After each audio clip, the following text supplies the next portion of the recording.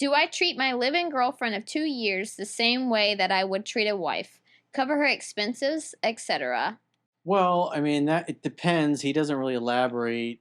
And obviously, these are short questions, anyways. But if she's a stay-at-home mom, well, yeah, because she's not earning an income. So, yeah, you're going to take care of her and treat her like your wife. But if you guys are both living together, then I would say like a percentage of, because I got this question in a email. It's a longer one. I'm going to probably do in a video newsletter in the next week or so. But this particular guy, his girlfriend that he lives with makes six figures. He makes multiple six figures. So he basically makes twice what she does. But he's got more expenses. And so she's been living with him, I don't know, last year or whatever. And but he pays like, I think he pays all the rent because I guess her lease was up and things have been going real well, and he invited her to move in. So if you're looking at it like from a numerical standpoint, say she's making 100 grand a year and he's making 200 grand a year. And so in that case, I would say probably 75% of the rent should be paid by him, or 75% of expenses paid by him.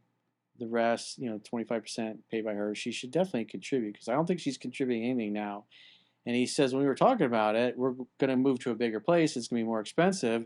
She's expecting me to pay for all that. And so, again, he's got other expenses. Who knows? He may have alimony, child support from previous marriage. He didn't say.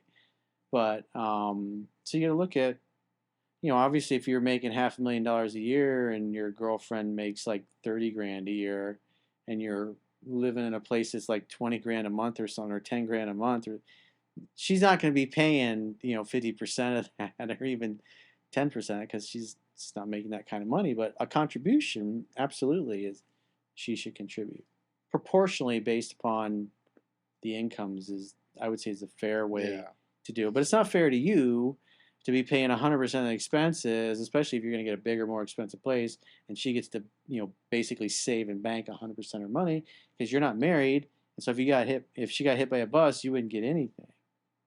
So she should be paying a percentage based on, just like I said, look at the numbers. What are the stats of people getting hit by a bus? Oh, they get isekai'd. They get sent to another world. The bottom line is, in other words, if you croak or something happens, you have some weird cancer, and you drop dead. I mean, those things happen. You always got to know your downside risk in everything you do in life: business, friendships, women, everything. Well, if he dies, she doesn't get anything either.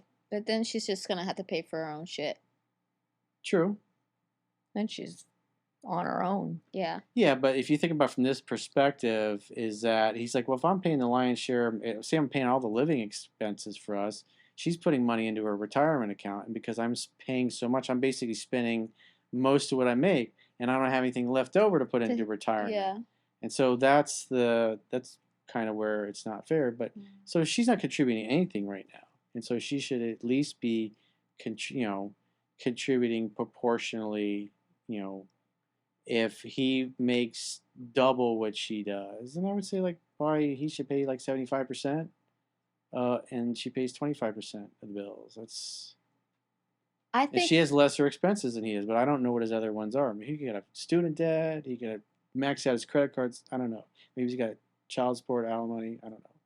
I think honestly they should have had the talk before she moved in about the situation.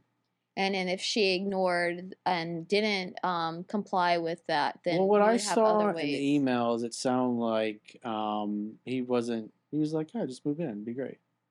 But she's the one saying, hey, we should get a bigger place. And he's like, wow, that's a lot more money for a bigger place. Well, then they should and have he's another like, talk. She's not, bagging groceries or making minimum wage or something like that.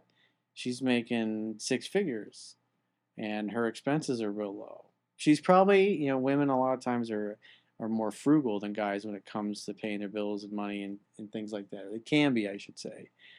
And so you don't get what you deserve in life. You only get what you negotiate. So you must have a tactful negotiation with your girlfriend if you're going to agree to move to a bigger place that's more expensive. because you got to be able to save money as well. And the other thing you got to consider is, say you're making 200 grand a year, she makes 100. Ideally, 20%, 20 grand for her should be put away towards retirement, not spent. It should be invested. And for you, if you're making 200 grand a year, 40 grand of that should be put away. And then whatever's left, you can use that to pay your bills.